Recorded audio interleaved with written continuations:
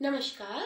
एक बार फिर से आप सभी का अपने इस YouTube चैनल DCC एकेडमी में स्वागत है। हमने कल लर्निंग का टॉपिक स्टार्ट किया था साइकोलॉजी के अंदर।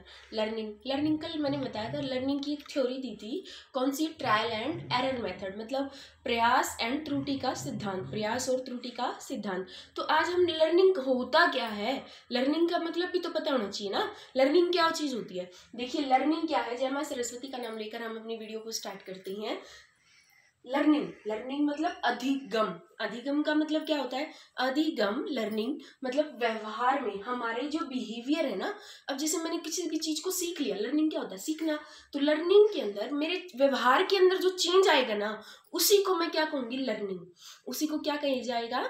लर्निंग। मतलब व्यवहार में होने वाला अपेक्षाकृत परिवर्तन, मतलब जो हमारी बिहेवियर के अंदर जो लगातार चेंज आती हैं, उसे क्या कहेंगे हम? लर्निंग। जो हमारे बिहेवियर में चेंज आ जाए उसे क्या कहेंगे? लर्निंग का नाम दिया जाएगा। क्लियर? अब देखो लर्निंग का, अब चेंजेस जो होते हैं वो दो प्रकार के होते हैं।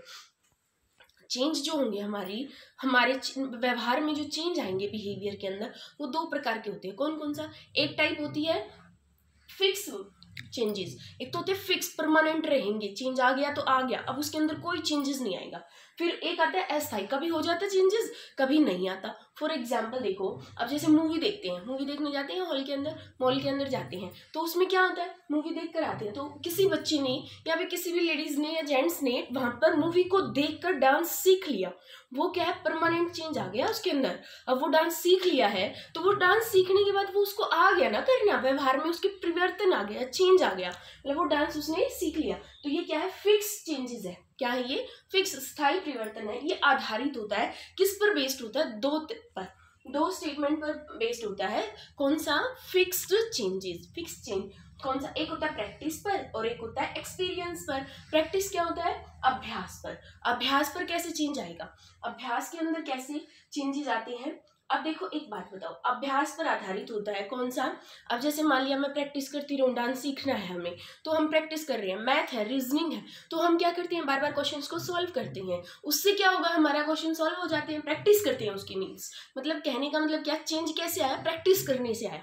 एक हो गया एक्सपीरियंस। अब मैं टीचिंग कर रही हूँ, मेरे को 16-17 साल हो गए पढ़ाते हुए, तो पढ़ाते हुए उसमें क्या होगा? एक्सपीरियंस हो गया, वो मेरा क्या हो गया? एक्सपीरियंस हो गया। एक्सपीरियंस होने से क्या होगा? अब इसका एक्सपीरियंस का किस किस पर इफेक्ट पड़ेगा? देखो प्रैक्टिस किस पर बल देती है? अभ्यास जो है जिंदगी भर रहता है हमारे पास, जिंदगी भर हम प्राप्त कर सकते हैं। जैसे मान लिया अभ्यास है, कुछ भी सीख सकते हैं हम प्रैक्टिस के द्वारा। मान लिया हम बूढ़े भी हो जाएंगे ना, बुजुर्ग हो जाएंगे, प्रैक्टिस करके फिर भी उस चीज को सीख सकते हैं। ऐसी बात नहीं है कि भाई कम एज में ही किसी चीज को सीखा जा सकता है, नो। हम ज्यादा एज में भी उसको सीख सकते हैं। कहने का मतलब ये है कि लगातार जिंदगी भर तक कंटिन्यूअस चलता रहता है वो चीजें। ठीक है? अब देखिए किस पर बल देगा? अब अभ्यास जो है, प्रैक्टिस किस पर के ऊपर बल डालती है, फोर्स करती है किसके ऊपर? पेशीय बल पर। पेशीय से रिलेटेड होता है। पेशीय मीन्स हमारी जो कर्मेंद्रियां होती है, जैसे हाथ से प्रैक्टिस करते हैं, कर्मेंद्रियां काम करते हैं, जिससे हाथ से पैर से डांस करते हैं, हाथ से बॉडी से करते हैं, तो वो क्या है? कर्मेंद्रियां आएंगी। क्या आएंगी? कर्मेंद्रियां। ठीक है? इसको प्रभावित करेगी कौन? प्रैक्टिस।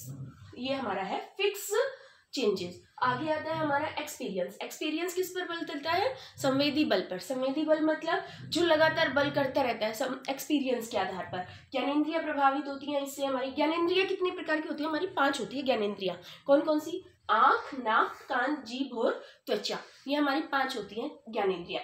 ये प्रभावित होती है। अस्थायी परिवर्तन क्या होता है? जो कभी चेंज हो जाता है और कभी नहीं होता। अब एक छोटा सा हल्का सा टॉपिक और है इसके अंदर, अधिगम को प्रभावित करने वाले हमारे कारक। कारक मतलब अब जो लर्निंग है उसको इफेक्ट कौन कौन चीजें करती हैं, कौन कौन से फैक्टर्स इफेक्ट डालते हैं? फर्स्ट आता है वातावरण। अब एनवायरनमेंट है, अब जैसे मैं पढ़ रही हूँ या पढ़ा रही हूँ, जैसे भी है, तो आप भी पढ़ रहे हैं या पढ़ा रहे हैं, अगर मान लिया एनवायरनमेंट शांत माहौल नहीं है, वातावरण वहाँ का शांत नहीं है, पढ़ाई वाला एनवायरनमेंट है ही नहीं, तो बच्चे किस लिए जाते हैं? लाइब्रेरी क्यों जाते हैं? एनवायरनमेंट की वजह से ही तो जाते हैं। वहाँ कोई टीचिंग थोड़ा कर रहा है, उनको पढ़ा थोड़ा ही ना रहा है, लेकिन लाइब्रेरी के अंदर उनको क्या मिल जाता है? एनवायरनमेंट मिल जाता है। इसी वजह से वो फिर जल्दी से कवरअप कर लेते हैं, उस लर्निंग को सीख लेते हैं। तो हमारा फर्स्ट पॉइंट क्या आया? इफेक्ट क्या करेगा? एनवायरनमेंट। वातावरण भी जो है हमारी इसको किसको? अधिगम को, लर्निंग को इफेक्ट करता है। सेकेंड पॉइंट है शारीरिक और मानसिक स्वास्थ्य। अब मान लिया मैं फिजिकली फिट नहीं हूँ, अभी मैंने कुछ वीडियोस डाली थी, उसके अंदर मेरे 2-3 दिन से तबीयत डाउन थी, तो उसके अंदर क्या था, मेरी अच्छे से काम नहीं कर पा रही थी प्रॉपर तरीके से। उसमें क्या है, शारीरिक थकावट थी, मानसिक मेंटली रूप से भी प्रिपेयर नहीं होना और फिजिकली रूप से भी प्रिपेयर ना हो, तो ये चीजें क्या आएंगी, लर्निंग को इफेक्ट करेंगी। ठीक है। थर्ड पॉइंट है मोटिवेशन। अब जैसे मैंने आपको मोटिवेट किया, बेटा पढ़ो, पढ़ोगे तो ही रिजल्ट मिलेगा। इस लाइफ में कुछ भी इम्पॉसिबल नहीं है, हम हर एक वर्क को कर सकते हैं, हर एक चीजें कर सकते हैं अगर हम मेहनत करते हैं। यदि हम मेहनत करेंगे तो हर एक इम्पॉसिबल वर्क को भी पॉसिबल बना सकते हैं। इसीलिए तो वो क्या हुआ मेरे लिए, मैंने आपको क्या किया, मोटिवेट किया। तो बच्चे मेरे, मान लिया मैंने किसी को बच्चों को मोटिवेट किया, बेटा आप पढ़ो, आप पढ़ सकते हो, आप अच्छा कर सकते हो और अच्छा कर सकते हो। बच्चों को वही बातें जो है उनको प्रभावित कर देंगी, इफेक्ट डालेंगी कि मैम ने मेरे को ये बोला, मैं ये वर्क कर सकता हूँ। तो वो बच्चा क्या करेगा, मोटिवेट हो गया मेरे से मोटिवेट होके, तो वो क्या करेगा, पढ़ने स्टार्ट कर देगा। नेक्स्ट है 3 पॉइंट है हमारा इंटरेस्ट। अब मान लिया सपोज करो मैं पढ़ा रही हूँ, आपका इंटरेस्ट ही नहीं है मेरी वीडियोस देखने में, या फिर आपको ये टॉपिक करने में इंटरेस्ट ही नहीं है। इंटरेस्ट नहीं होगा तो आप पढ़ नहीं सकते, ना ही कुछ सीख सकते। अगर आपका इंटरेस्ट है, लगन बोलते हैं जिसको, हमारे अंदर लगन है और इंटरेस्ट है, मुझे ये वर्क करना है, रुचि, जैसे बच्चों का गेम के अंदर इंटरेस्ट होता है, टीवी देखने में इंटरेस्ट होता है। अब मान लिया मूवी आई हुई है टीवी के अंदर, तो हम क्या करेंगे, उसको इंटरेस्टेड मूवी लग रही है तो हमें पता भी नहीं चलेगा 3 घंटे कैसे खत्म हो गए, और लेकिन इंटरेस्टेड ही नहीं है। अच्छा, हमारे मतलब हमें इंटरेस्ट ही नहीं है, जैसे मैच लगा दिया किसी ने, पसंद ही नहीं है किसी बच्चे को मैच देखना, उसको मूवीज देखना पसंद है, तो वो क्या होगा, उसके लिए वो टाइम काटना मुश्किल हो जाएगा। ठीक है ना। इसीलिए पढ़ाई से रिलेटेड इंटरेस्ट बनाना बहुत जरूरी है। किसी भी चीज को सीखने के लिए हमें क्या रखना चाहिए, उसके अंदर इंटरेस्ट रखेंगे तो ही हम कोई भी नई चीज सीख सकते हैं। नेक्स्ट है हमारा मानसिक थकान। मानसिक, मेंटली अगर हम टायर हो गए हैं, मान लिया मेंटली सारा दिन से मैं पढ़ा रही हूँ, सुबह से लेके शाम हो गई है मेरे को पढ़ाते पढ़ाते, थक गए, माइंड भी तो थकता है एक टाइम के दौरान, तो इससे क्या होगा, थकने के बाद क्या है, हम काम को कर नहीं सकते प्रॉपर तरीके से, जिस लेवल के हिसाब से हमें काम को देना है प्रॉपर तरीके से वो काम नहीं कर पाएंगे। ठीक है।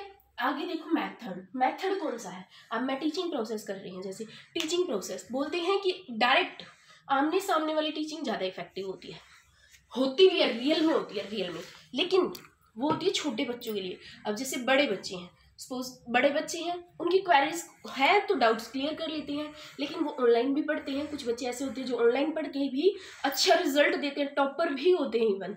तो वो क्या मेथड है, एक ऑनलाइन मेथड हो गया और एक हो गया स्कूल्स के अंदर, कॉलेजेस के अंदर डायरेक्ट मेथड हो गया, एक इनडायरेक्ट वे हो गया और एक डायरेक्ट वे हो गया। क्लियर। आगे देखो एज इफेक्ट, एज भी तो इफेक्ट करती है। अब छोटे बच्चों को तो क्या टीचर की जरूरत पड़ेगी, एज इफेक्ट है। अगर छोटा बच्चा वो कम समझ पाएगा, बड़ा बच्चा वो जल्दी कवरअप कर लेगा चीजों को।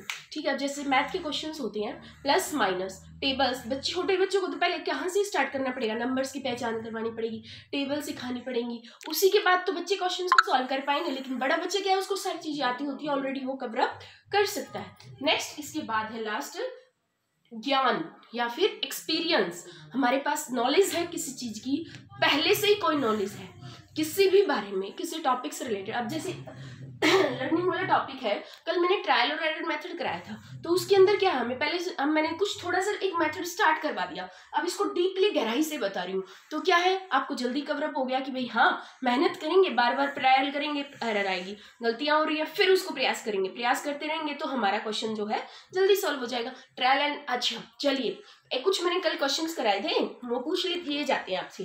कल क्या कराया था, ट्रायल एरर मेथड किसने करवाया था, मतलब किसने दिया था ये मेथड, एडवर्ड ली थॉर्नडाइक ने। किसने दिया था, एडवर्ड ली थॉर्नडाइक ने दिया था। अच्छा, किस पर प्रयोग किया थॉर्नडाइक ने, भूखी बिल्ली पर। कहाँ के निवासी थे, अमेरिका के निवासी थे। क्लियर। तो हमने क्या किया था, भूखी बिल्ली के सामने क्या रखा था, फिश मांस का टुकड़ा रख दिया था, मछली के मांस का टुकड़ा। तो उसने क्या किया था, घूमती रही 3 बार 4 बार ट्रायल लिया, फिर उसको पता चल गया यहाँ पर क्या है, एक उसके अंदर क्या दे रखा था, हमारे पास वो दे रखा था, बटन था, वो उस पर पैर लगा उसका, तो वो उससे क्या हुआ, उसको पता चल गया कि भाई यहाँ पे बाहर मछली का टुकड़ा रखा हुआ है। क्लियर। तो ये चीजें थी कल ट्रायल एंड एरर के बारे में।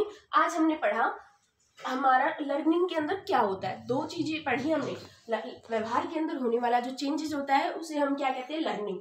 अब चेंज होते हैं दो प्रकार के, एक होता है फिक्स, एक होता है अनफिक्स। मतलब एक चेंजेबल और एक नॉन चेंजेबल, मतलब चेंज हो जाएगा जल्दी, फिक्स रहेगा, परमानेंट रहेगा। और एक परमानेंट नहीं रहेगा, जो कभी हो जाएगा कभी चेंज नहीं भी हो सकता है। फिक्स जो है वो आधारित होता है दो चीजों पर। कौन कौन सी? एक होता है प्रैक्टिस पर और एक होता है एक्सपीरियंस पर। प्रैक्टिस पर किस पे होता है? अभ्यास पर। अब प्रैक्टिस जो है हमारी किस पर बल डालती है? पेशीय बल पर, हमारी कर्मेंद्रियों पर। और ये किस पर डालता है? संवेदी बल पर या फिर ज्ञानेंद्रियों पर बल डालेगा। फिर हमने फैक्टर्स पढ़े, कौन कौन से फैक्टर्स है, जैसे एनवायरमेंट हो गया, हमारा एज इफेक्ट हो गया, ठीक है, मोटिवेशन हो गया, इंटरेस्ट हो गया, ये चीजें मैंने आपको क्लियर करवा दी। अब मैं उम्मीद करती हूँ आपको ये टॉपिक क्लियर हो गया होगा। ये था हमारा साइकोलॉजी का टॉपिक। ये देखिए, ये क्वेश्चंस जो है लर्निंग का क्वेश्चन हमारे एसटेट में, सी टेट के एग्जाम में, DSSB पे, KVS में, नवोदय का कोई भी स्कूल है, मालिया का, किसी भी क्लास का, एनटीटी के एग्जाम्स के अंदर, सभी क्लासेस में, इवन बीएड के अंदर भी, जो 12th में साइकोलॉजी है जिस बच्चों के पास, उसके अंदर भी ये सारी चीजें उसके काम आएंगी। मैं उम्मीद करती हूँ आप सभी को मेरा पढ़ाया हुआ अच्छा लगा होगा। Thank you so much.